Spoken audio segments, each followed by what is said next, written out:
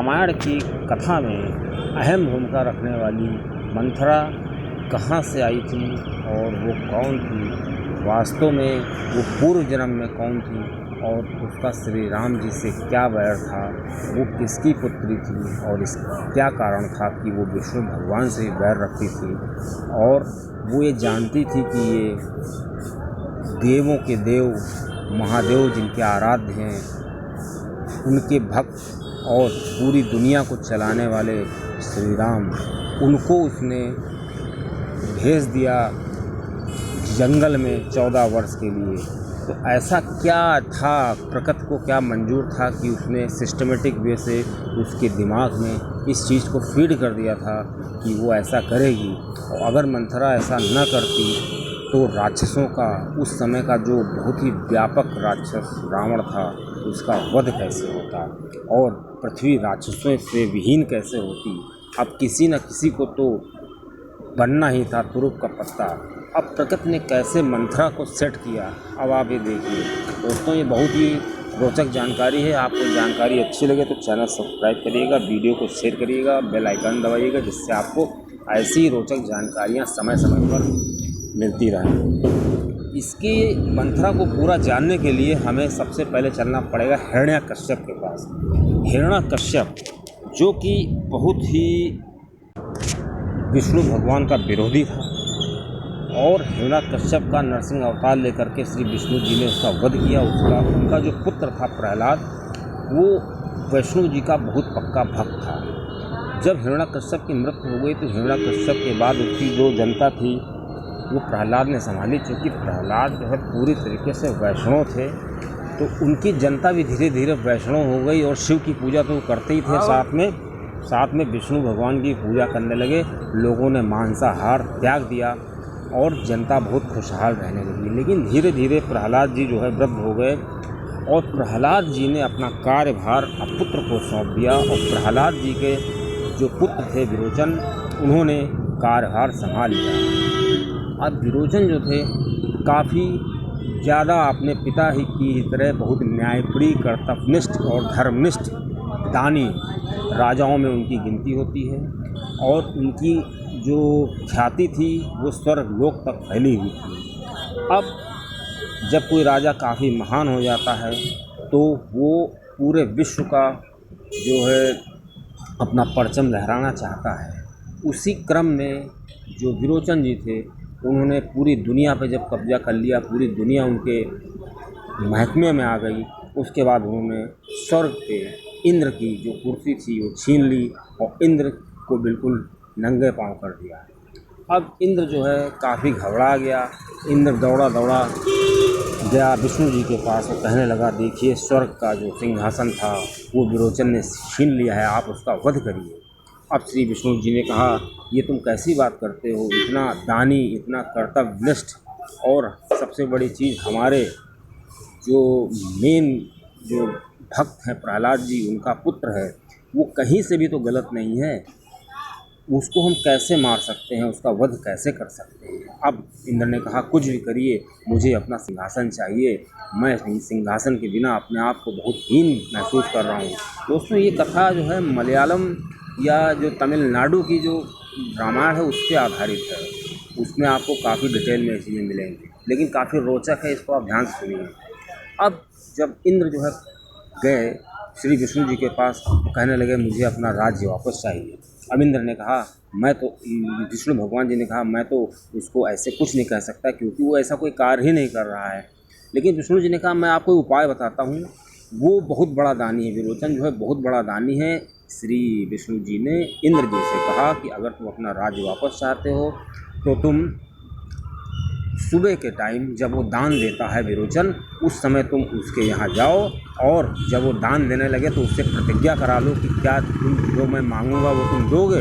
विरोचन हाँ कर देगा और उसके बाद तुम अपना राज्य मांग लेना और सुबह सुबह जाना और लाइन में लग जाना और आवाहन करना, उसके बाद तुमको अपना राज्य मिल जाएगा।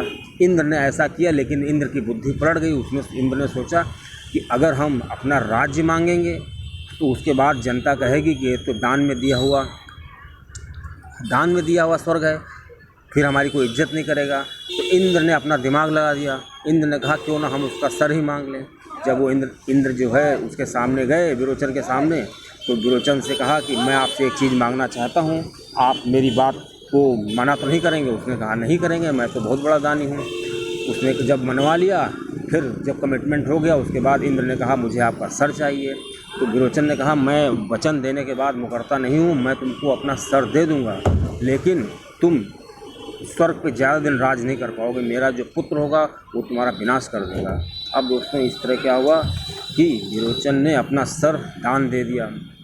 अब उसके बाद जो विरोचन का पुत्र था वो बाली था, आपने सुना होगा। और बाली बहुत बड़ा राजा हुआ करता था और उसको मारने के लिए विष्णु भगवान को वामन को अवतार लेना पड़ा था। और एक पुत्री थी, उसका नाम विरोचनी था।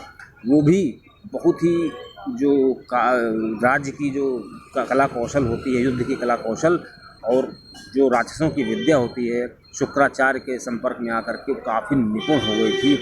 और इसी तरह बाली और जो उनकी बहन विरोचना थी, वो दोनों जब उन्होंने जाना कि इंद्र ने ऐसा ऐसा किया, हमारे पिता का सर मांग लिया, उन्होंने दोनों ने स्वर्ग पर चढ़ाई कर दी और बहुत भीषण लड़ाई हुई। और चूँकि इंद्र ने विरोचन का सर नहीं दिया था, उसको रख लिया था अपने पास, तो जब लड़ाई हुई इंद्र की और विरोचन की, बहुत भयंकर लड़ाई हुई देवताओं में और राक्षसों में।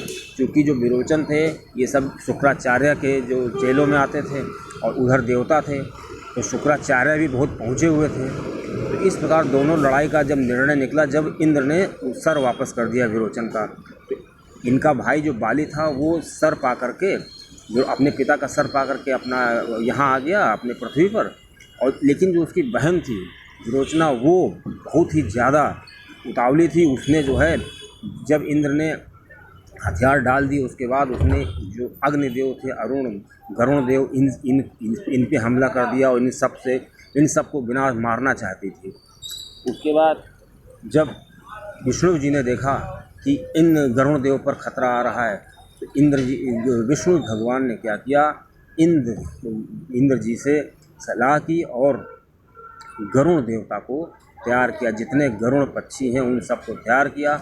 और इधर जो विलोचन थी वो नागपाश से, नागों के अस्त्र से प्रहार कर रही थी। और जो ये सेना थी, इधर इंद्र की सेना वो काफ़ी ज़्यादा बर्बाद हो रही थी। लेकिन जब विष्णु जी ने गरुण देवता का आह्वान किया तो इतने गरुण पक्षी आ गए कि उन्होंने हजारों लाखों की संख्या में गरुण पक्षी आए और उन सभी नागों को, उन सभी सांपों को खाना शुरू कर दिया जो विरोचना के द्वारा आह्वान किए गए थे। अब विरोचना जब ऐसा विष्णु जी ने किया तो विरोचना उनसे काफ़ी नाराज़ हो गई और उसने कहा कि आपको ऐसा नहीं करना चाहिए, मैं इन सबको मार दूंगी। अब जब वो नहीं मानी और अपना क्रम जारी रखा, तब श्री विष्णु जी से जब नहीं बात बन पा रही थी तो विष्णु जी ने उनको इशारा किया, जो गरुण देवता के जो सर्प थे उसने इशारा किया कि इसके ऊपर हमला करो, विरोचना के ऊपर हमला करो, तभी ये मानेगी। क्योंकि विरोचना जो थी वो मायावी शक्तियों से लैस थी और शुक्राचार्य जी के द्वारा काफ़ी ज़्यादा वो प्रशिक्षित थी, इसलिए उसको इतनी जल्दी पार पाना गरुण देवता के लिए और उन गरुण पक्षियों के लिए संभव नहीं था। लेकिन जब लाखों करोड़ों की संख्या में गरुण पक्षी आ गए और वो सभी गरुण पक्षी उस पर हमला करने लगे विरोचना पे। अब विरोचना चूँकि अकेली थी, उसका भाई पृथ्वी पर आ चुका था, उसके बाद वो काफ़ी ज़्यादा डसने लगे। डसते डसते जब काफ़ी हो गया तो उसके शरीर पर काफ़ी खून बहने लगा। और लेकिन सबसे ज़्यादा उसको डसा गया था उसकी पीठ के ऊपर काफ़ी घाव हो गया था। और जब घाव हो गया था तो वहाँ पे उस घाव को भरने में काफ़ी समय लगा। इस प्रकार वो झुक करके चलने लगी थी। धीरे धीरे उसकी जब मृत्यु हो गई, लेकिन वो विरोचना जो थी विष्णु भगवान को नहीं भूल पाई थी। वो हमेशा विष्णु भगवान को कोसती थी, उनको गालियाँ देती थी। मरते समय भी उसने विष्णु भगवान जी को गालियाँ दी कि इसकी वजह से हमारा ये हाल हुआ। अब दोस्तों धर्म शास्त्र के अनुसार ये मान्यता है कि मृत्यु के समय व्यक्ति जो है, जिस व्यक्ति को याद करता है, जिस चीज़ को याद करता है, उसी योनि में उसका जन्म हो जाता है। इधर ये गीता में भी लिखा हुआ है। अब जब विरोचना की मृत्यु हुई तो उसका दिमाग विष्णु भगवान को कोसने में लगा हुआ था और अपनी पीठ पे लगा हुआ था कि हमारी पीठ पे जो घाव हुए हैं, और उसका पीठ का ध्यान जो था, इसी वजह से उसी का जन्म, जो अगला जन्म था, वो मंथरा के रूप में हुआ, चूँकि उसका पूरा ध्यान उस पे लगा हुआ था, उसकी पीठ पे, तो वो पूरी पैदा हुई थी।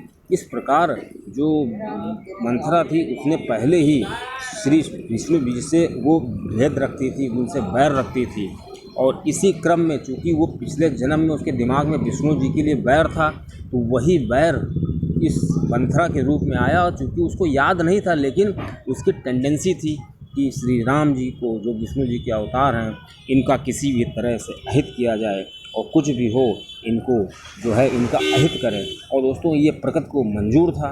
अगर वो ऐसा न करती तो दुनिया में ऐसा कोई शख्स नहीं था जो श्री राम जी जैसे मर्यादा पुरुषोत्तम राम को राजा, जो रति राजा बनने जा रहे थे, उनको जंगल में भेज देता और वन में भेज देता, और वो भी उनकी माता के द्वारा, जो कहा जाता, मतलब उनकी माता तो ऐसा कह ही नहीं सकती थी कि अपने पुत्रों को वो जंगल में भेज देती, लेकिन प्रकृति को ऐसा मंजूर था, मंथरा ने ऐसा भर दिया था उनको कि कैकेयी को ऐसा करना पड़ा। अब चूँकि मंथरा के दिमाग में कैसे आया, क्योंकि वो पूर्व जन्म में श्री विष्णु जी से पूरी तरीके से बैर रखती थी। मृत्यु के समय उसने विष्णु जी का बैर भूल नहीं पाई थी।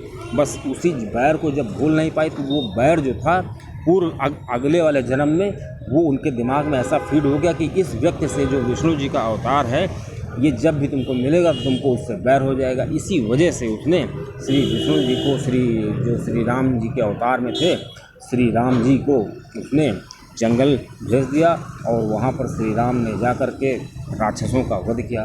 दोस्तों, यही कारण है कि मंथरा जो है वो श्री राम जी से बैर रखती थी, क्योंकि पूर्व जन्म में वो श्री विष्णु जी को बहुत कोसती थी, क्योंकि उसकी जो स्वर्ग में हालत हुई थी, स्वर्ग में उसको जो घाव मिले थे पीठ पर, जो कि वो मरते दम तक नहीं भूल पाई थी, और इस जन्म में भी वो वही चीज़ झेल रही थी। इसी वजह से मंथरा को इस जन्म में ऐसी जगह लाया गया कि वो श्री राम जी के संपर्क में आ सके। और उधर कैकेयी जी जब आई थी अपने ससुराल से, अपने मायके से, तो मंथरा को ले कर के आई थी।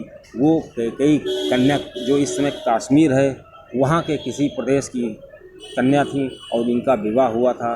और ये भी देखिए प्रकृति को कितना मंजूर था, क्योंकि कैकेयी को श्री दशरथ जी बहुत चाहते थे। मतलब कैकेयी को इतना चाहते थे कि कैकेयी के लिए कोप भवन वगैरह भी बनवाए गए थे। उसके बाद उनको, उनकी बात को वो ना नहीं कर सकते थे। अगर और कोई रानी होती तो एक बार सोचा भी जाता। कैकेयी ने जब ऐसा कह दिया 14 वर्ष का वनवास, तो और चूँकि दशरथ जी ने उनको वचन भी दे रखा था, तो ये चीज़ जो प्रकृति चाहती है, ईश्वर जो चाहते हैं, वो व्यक्ति के जीवन में ऐसा सेट कर देते हैं कि व्यक्ति उसको मना ही नहीं कर सकता है। इसलिए हमेशा ईश्वर का भजन करना चाहिए और ईश्वर से प्रार्थना करनी चाहिए कि हमारा भला हो, क्योंकि ईश्वर जब चाहेंगे तो आपका दिमाग पलट सकते हैं। और व्यक्ति को हमेशा अच्छे कार्य करने चाहिए। मनुष्य के जो कर्म होते हैं, उसी के हिसाब से उसको जन्म मिलता है।